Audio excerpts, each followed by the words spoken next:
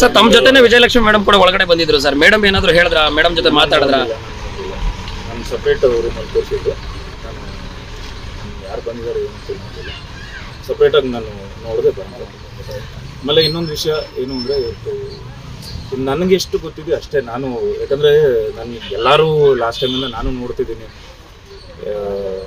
ಬಂದಿಲ್ಲ ವಿನೋದ್ ಪ್ರಭಾಕರ್, ಎಲ್ಲೂ ಮಾತಾಡಿಲ್ಲ, ಹೇಳಿಕೆ ಕೊಟ್ಟಿಲ್ಲ, ಎಲ್ಲೂ ಪೋಸ್ಟ್ ಹಾಕಿಲ್ಲ ಅಂತೆಲ್ಲ ಹೇಳಿದ್ರಲ್ಲ.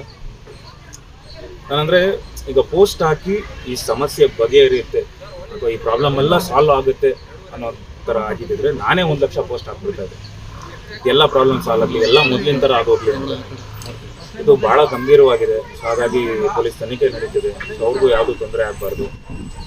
ನಮ್ಗೆ ಎಷ್ಟು ಗೊತ್ತಿದೆ ಅಷ್ಟೇ ನಾವು ಹೇಳಬೇಕು ಅಂತಿದ್ದೇನೆ. ಯಾವುದೇ ಪೋಸ್ಟ್ ಹಾಕಿದ್ರು ರೋಷನ್ ಸರ್ ಅವ್ರನ್ನ ಕೇಳ್ಕೊಂಡು ಅವ್ರ ಮಾಹಿತಿಗೆ ಬಂದಿರುತ್ತೆ. ಯಾವುದೇ ಪೋಸ್ಟ್ ಹಾಕಿದ್ರು ವಿಶ್ ಮಾಡಿದ್ರು. ಈ ಸಲ ನಾನು ಏನು ಮಾತಾಡಿ ನನಗೆ ಏನು ಕ್ಲಾರಿಟಿನೇ ಗೊತ್ತಿರಲಿಲ್ಲ. ಅದಕ್ಕೆ ನಾನು ಅವ್ರನ್ನ ಮೀಟ್ ಮಾಡೋವರೆಗೂ ನಾನು ಮಾತಾಡಬಾರ್ದು ಅಂತಲೇ ಇದ್ದೆ. ಒಂದು ಸಮಸ್ಯೆಯಿಂದ ಎಲ್ರಿಗೂ ಒಂದು ನ್ಯಾಯ ಸಿಗಬೇಕು. ಅಂದರೆ ಕಾನೂನಿಗಿಂತ ಯಾರು ಖಂಡಿತ ಎಲ್ರಿಗೂ ಒಳ್ಳೇದಾಗುತ್ತೆ. ಯಾಕಂದರೆ ನನಗೆ ವಾರ ಹೋದ ದೇವ್ರ ಮೇಲೆ ಭಕ್ತಿ ಇದೆ, ನಂಬಿಕೆ ಇದೆ. ಸೊ ನಾನು ದೇವರಲ್ಲಿ ಬೇಡ್ಕೊಂಬಂದೆ, ಇವತ್ತೂ ಬೇಡ್ಕೊಂಬಂದೆ. ಇನ್ನು ಹೆಚ್ಚಂತೆ ಆಗಲಿ ಆದರೆ ಮೀಟ್ ಮಾಡ್ತೀನಿ ಸಾಧ್ಯವಾದರೆ. ಇಲ್ಲ ನಾನು ಪ್ರಯತ್ನ ಪಡ್ತೀನಿ ಅಂತಲೇ